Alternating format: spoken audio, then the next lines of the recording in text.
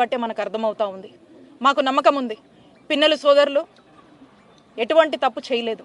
ఇది అక్రమ కేసు, కావాలనే టార్గెట్ చేసి మరి వీళ్ళను ఈ కేసులో పెట్టి ఇబ్బంది పెట్టే ప్రయత్నం చేస్తూ ఉన్నారు. భగవంతుడు ఉన్నాడు, ఖచ్చితంగా వీళ్ళు దీంట్లో క్లీన్ షీట్గా బయటకు వస్తారనే నమ్మకం మాకుంది. మనం చూస్తూ ఉన్నాము ఈ రీసెంట్ టైమ్స్లో వరుసగా ఏ విధంగా మాజీ మంత్రుల మీద రాష్ట్ర వ్యాప్తంగా కూడా దాడి చేస్తున్నారో మనం చూస్తూ ఉన్నాము.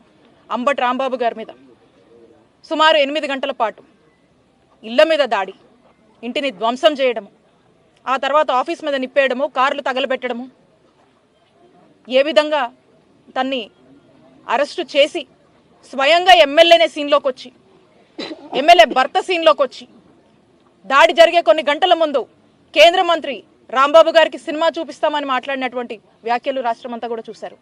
ఏ విధంగా దాడులు చేస్తున్నారు, అధికార పార్టీ దాడులకు ఏ విధంగా ప్రోత్సహిస్తుంది అనేటువంటి విషయాన్ని కూడా మీరు అందరూ కూడా చూశారు.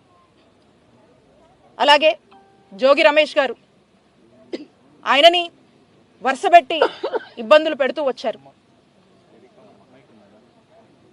పెట్రోల్ బాంబుల సంస్కృతి ఎప్పుడు లేదు మన రాష్ట్రంలో, మొదటిసారి చూస్తూ ఉన్నాము.